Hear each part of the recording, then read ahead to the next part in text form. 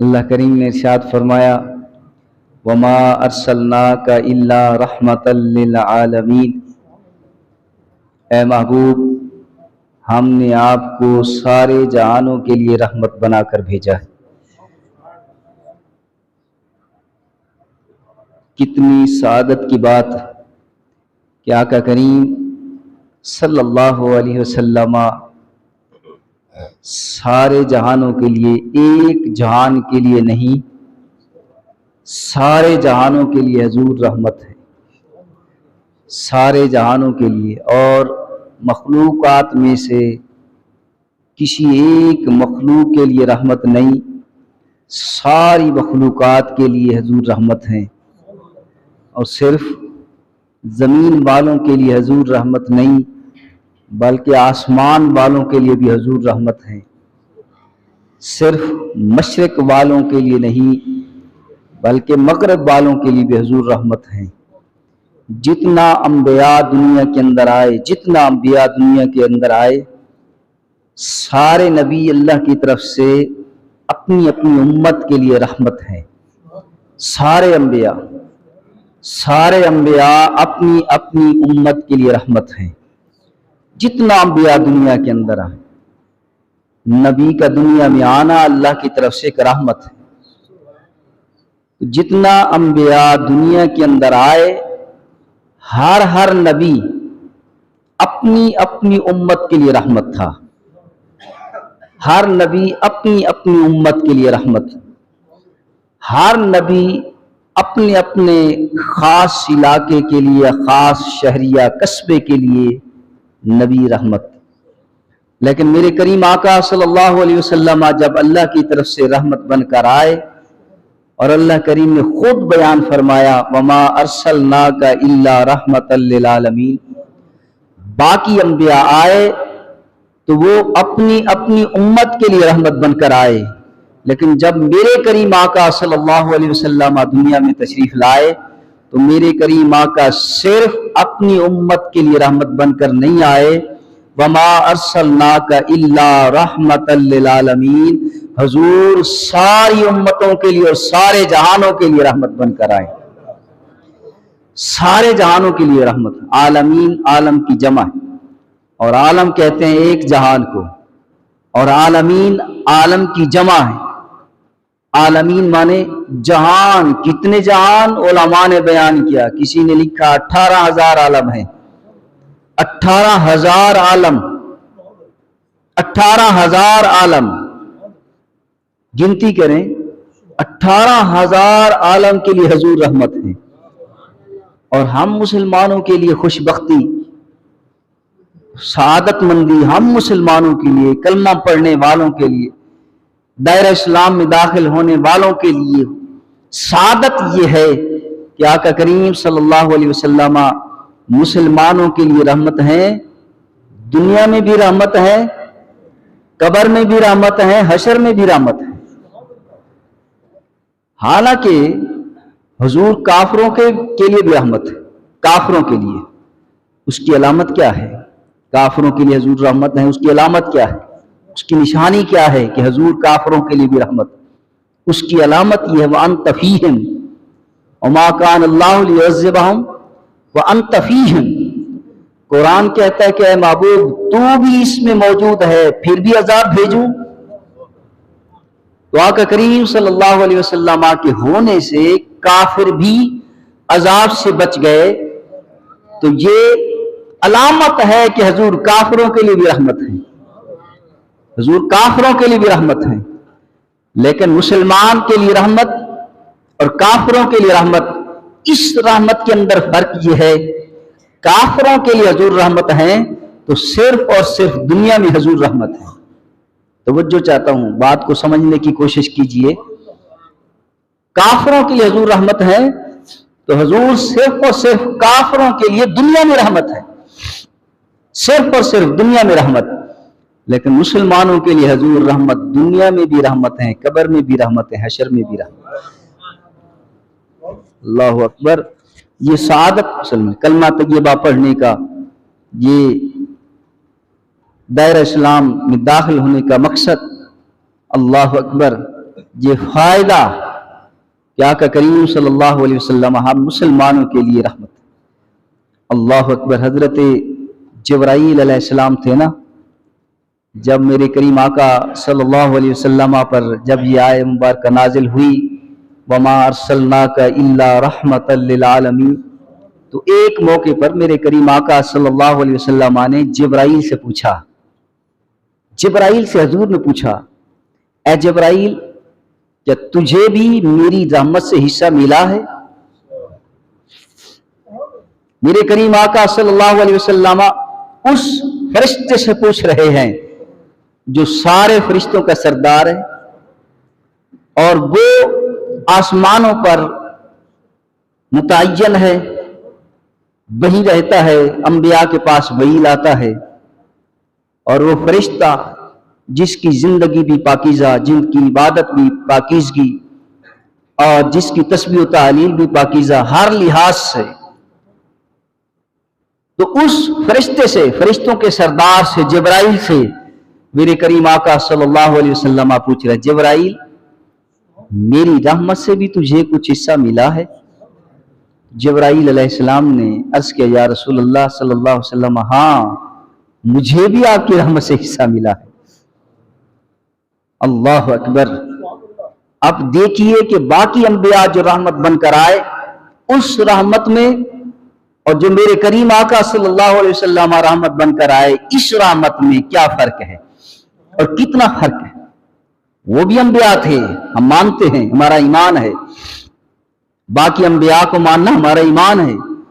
آمنت باللہ و ملائکتہ و کتبہ و رسلہ، یہ ایمان ہر مسلمان کے لیے، کہ جب جیسے تم اپنے نبی پر ایمان لاؤ، باقی انبیاء کو بھی تسلیم کرو، باقی انبیاء پر ایمان لاؤ.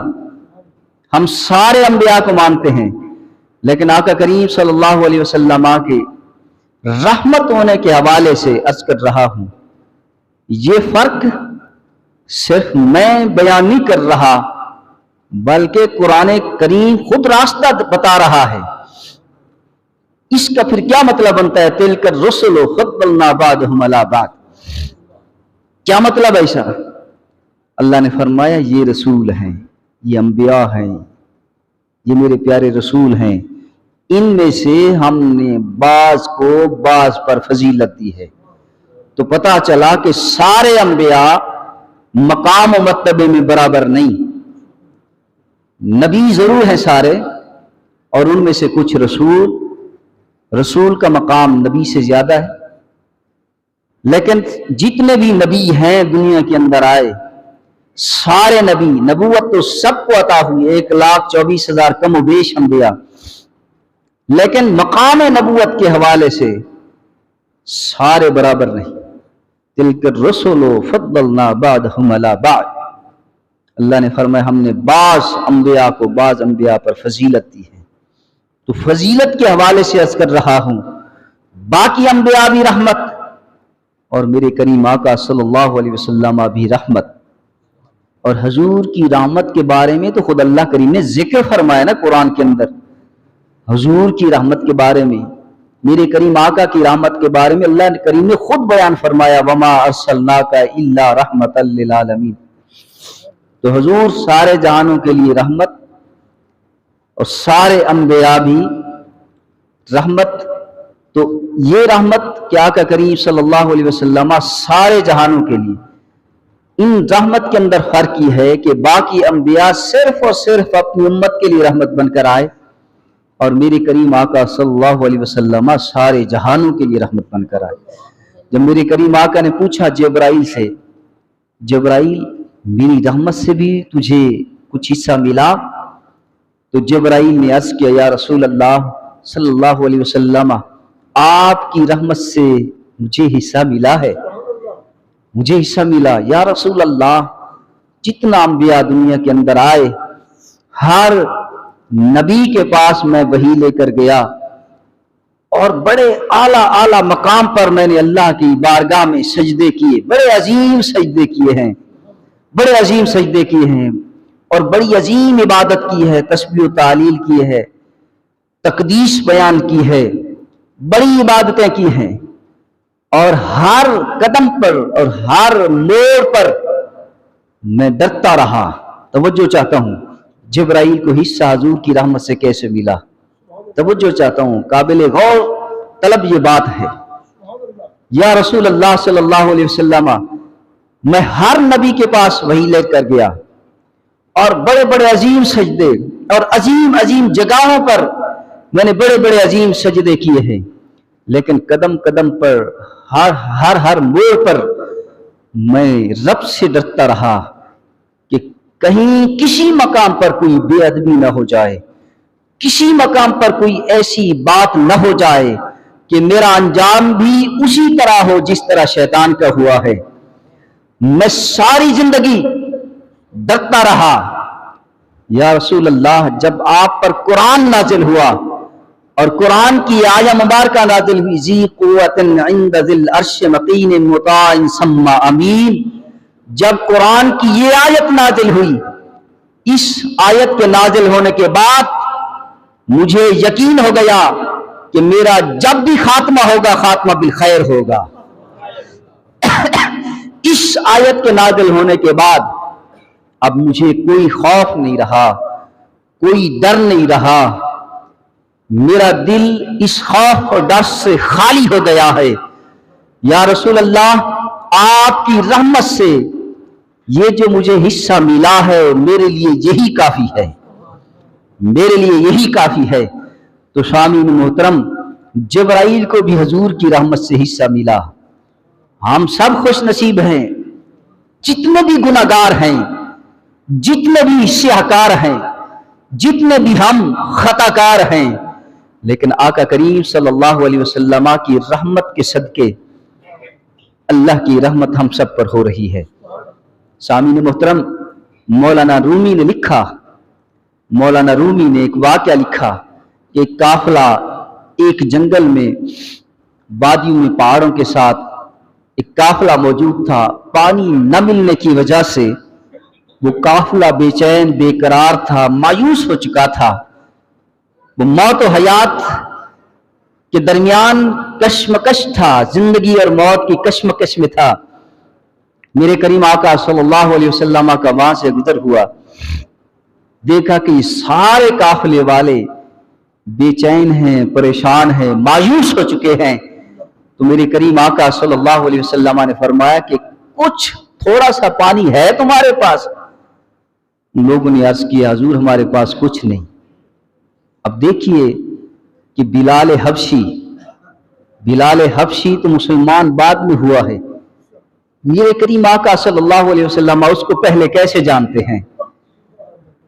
پہاڑ کی ایک طرف وہ قافلہ ہے اور میرے کریم آقا صلی اللہ علیہ وسلم اس قافلے میں پہنچے ہیں۔ وہ قافلہ پانی نہ ملنے کی وجہ سے پریشان اور مایوس ہو چکا ہے۔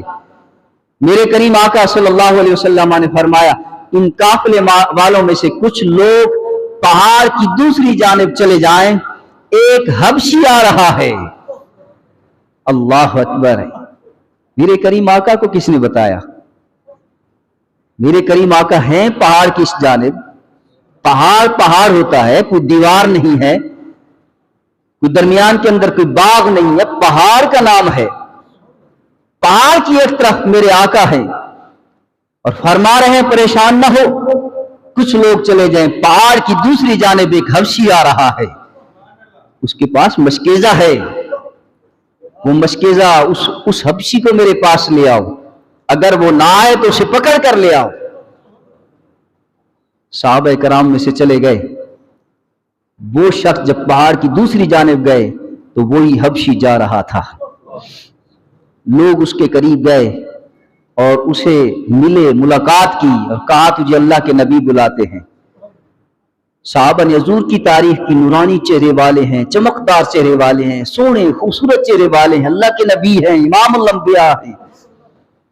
وہ حبشی کہنے لگا ہاں تم اسی کی تعریف کر رہے ہو جو جادوگر ہے؟ نہیں میں نہیں جانتا، اور جس کے چرچے ہر طرف ہو رہے ہیں وہی۔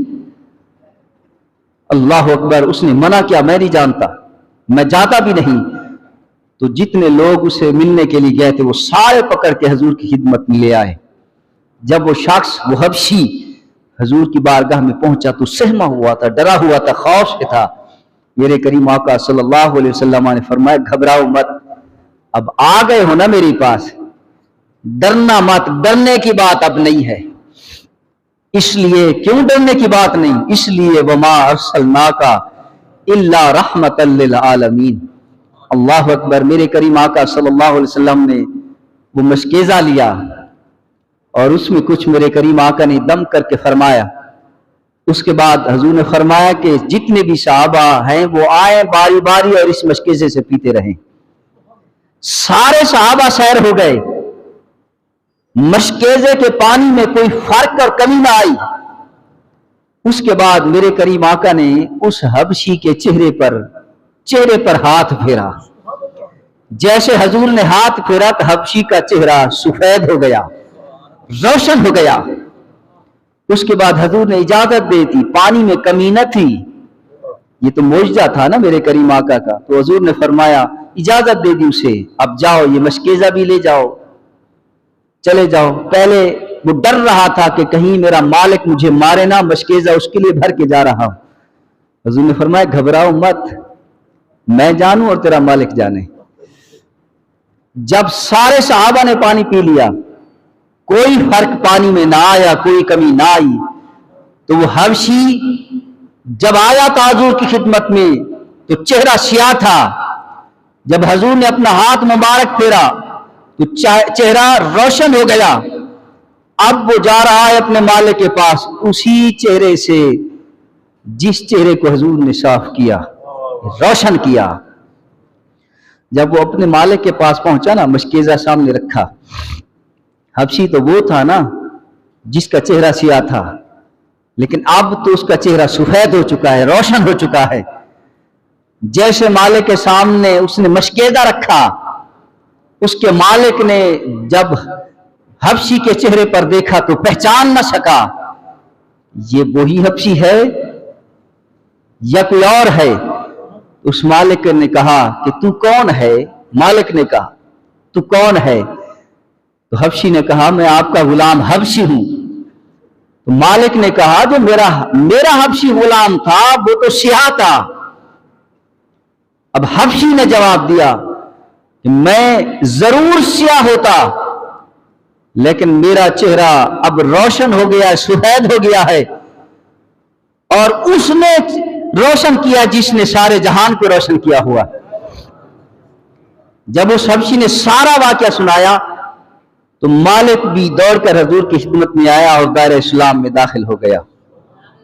تو سامعین محترم, بہت سارے واقعات ہیں. آقا کریم صلی اللہ علیہ وسلم نے پتھر کھائے تو اس کے بدلے میں دعائیں دی. پاؤں زخمی لہولہان ہوئے تب بھی حضور نے دعائیں دی. تاخ کے اندر حضور نے دعائیں دی. تو سامعین محترم, سارے جہانوں کے لیے حضور رحمت ہیں. حضرت آدم علیہ السلام جب حشر کا دن ہوگا نا تو حضرت آدم علیہ السلام سبز لباس پہن کر عرش کے نیچے کھڑے ہوں گے اور اپنی امت کا ملاحظہ فرما رہے ہوں گے کہ ان میں سے کون جنتی ہے کون جہنمی ہے. یہ فیصلہ ہوتے ہوتے ایک شخص ایسا آئے گا جو حضور کا امتی ہوگا, میرے کریم آقا صلی اللہ علیہ وسلم کا امتی ہوگا, گناہگار ہوگا اور اس کی برائیاں زیادہ ہوں گی. ان کی برائیوں کی وجہ سے اللہ کی طرف سے حکم ہوگا فرشتے کو کہ اسے جہنم کی طرف لے جاؤ. جب فرشتے اسے پکڑ کر جہنم کی طرف لے جا رہے ہوں گے تو حضرت آدم علیہ السلام آقا کریم صلی اللہ علیہ وسلم کو آواز دیں گے, پکاریں گے, یا احمد یا احمد. میرے کریم آقا صلی اللہ علیہ وسلم پلٹ کر حضرت آدم کی طرف دیکھیں گے, لبیک یا ابا البشر, جواب دیں گے. میرے کریم آقا صلی اللہ علیہ وسلم کو حضرت آدم علیہ السلام اشارہ دیں گے کہ دیکھو تمہارے امتی کو جہنم کی طرف لے جا رہے ہیں. میرے کریم آقا صلی اللہ علیہ وسلم ان فرشتوں کو روکیں گے, آواز دے کر روکیں گے, لیکن فرشتے کہیں گے کہ نہیں, ہم سخت فرشتے ہیں, हमें अल्लाह का हुक्म है, हम अल्लाह की नाफरमानी नहीं करेंगे, हम इसे जहन्नम में डालेंगे। तो उसी वक्त मेरे करीम आका सल्लल्लाहु अलैहि वसल्लम खड़े खड़े अल्लाह की बारगाह में अर्ज करेंगे, ए अल्लाह, तूने मुझसे वादा किया था कि तेरी उम्मत के बारे में तुझे रुसवा न करूंगा। आज मैं अपनी आंखों के सामने देख रहा हूं कि मेरा उम्मती जहन्नम की तरफ जा रहा है। वमा अरसलनाका इल्ला रहमतल लिल आलमीन। अल्लाह अकबर। अल्लाह करीम फरमाएगा, अतियो मोहम्मद, वापस आ जाओ, पलट आओ, फरिश्ते वापस आ जाओ, जैसे मेरा हबीब कहता है वैसे करो, दोबारा मीजान पर आ जाओ। जब फरिश्ते दोबारा मीजान पर ले आएंगे, उसके बुराइयों का पलड़ा, बुराइयां पलड़े में रखेंगे, तो दूसरे पलड़े में मेरे करीम आका एक सफेद कागज रखेंगे, एक सफेद कागज रखेंगे, जिसकी वजह से वो पलड़ा बुराइयों वाले पलड़े से भारी हो जाएगा, गालिब आ जाएगा। फिर आवाज आएगी, ये बंदा बख्शा गया, ये बंदा नेक है, इसे जन्नत में दाखिल कर दो। जब उस बंदे को लेकर जन्नत की तरफ फरिश्ते ले जाने लगेंगे, तो वो बंदा रुक जाएगा और कहेगा, फरिश्ते ठहरो, जरा मुझे उससे मिलने दो जिसने मेरी सिफारिश की है। वो बंदा पलटकर आका करीम सल्लल्लाहु अलैहि वसल्लम की खिदमत में हाजिर होगा और पूछेगा कि आप कौन हैं, आप कौन हैं, मेरी मदद करने वाले आप कौन हैं, मेरी सिफारिश करने वाले आप कौन हैं। मेरे करीम आका सल्लल्लाहु अलैहि वसल्लम कहेंगे, आना मुहम्मद, मैं मुहम्मद हूं, तेरा नबी हूं। अल्लाह अकबर। तो फिर मेरे करीम आका सल्लल्लाहु अलैहि वसल्लम ने फरमाएंगे उस वक्त, क्या तू जानता है जो पलड़े के अंदर जो सफेद कागज रखा है, वो कागज क्या है, उसके अंदर क्या है, क्या चीज है। वो शख्स अर्ज करेगा, या ए अल्लाह के नबी, आप बेहतर जानते कि उस कागज के अंदर क्या है। तो मेरे करीम आका सल्लल्लाहु अलैहि वसल्लम फरमाएंगे, उस कागज के अंदर दरूद लिखा हुआ है। क्या है? दरूद लिखा हुआ है। जो दुनिया में रहकर तूने मेरी जात पर एक मर्तबा दरूद पढ़ा था, वही तेरा पढ़ा हुआ इस कागज पर लिखा हुआ वही दरूद है। दादा फरमाए कि उस दरूद की बरकत कि उसके सारे बुराइयों पर वो पलड़ा भारी आ गया। सिर्फ और सिर्फ नेकी क्या थी कि हुजूर पर दरूद पढ़ना। कोई महंगा सौदा नहीं है, कोई ज्यादा मजदूरी मेहनत नहीं करनी पड़ती, ज्यादा जोर नहीं लगता, ज्यादा जबान को हिलाना नहीं पड़ता, ज्यादा कोई मेहनत नहीं करनी पड़ती। एक दफा हुजूर पर दरूद पढ़ने से अल्लाह की तरफ से 10 रहमतें नाजिल होती हैं। फरमाया, वमा अरसलनाका इल्ला रहमतल लिल आलमीन। ए महबूब, हमने आपको सारे जहानों के लिए रहमत बनाकर भेजा है। तो हुजूर सारे जहानों के लिए रहमत है, हुजूर सारे जहानों के लिए रहमत है। और मैं ये रहमत के हवाले से आखिरी बात कर दूं, टाइम भी हो चुका है, बात मुकम्मल कर रहा हूं। बात मुकम्मल करते करते 2-3 मिनट ऊपर हो रहे हैं। रहमत किसे कहते हैं? रहमत किसे कहते हैं? लफ्ज आम है। अल्लाह करीम रहमत फरमाए, अल्लाह करीम करम फरमाए। हुजूर हमारे लिए रहमत है, बेटी वालिदैन के लिए रहमत है। तो रहमत क्या है? रहमत किसे कहते हैं? उलमा ने लिखा, अर्रिक्कत वल एहसान। अर्रिक्कत वल एहसान, 2 चीजों के मजमूए का नाम रहमत है। 2 चीजों के मजमूए का नाम रहमत है। एक रिक्कत, दूसरा एहसान। एक रिक्कत, दूसरा एहसान। रिक्कत किसे कहते हैं? एहसान किसे कहते हैं?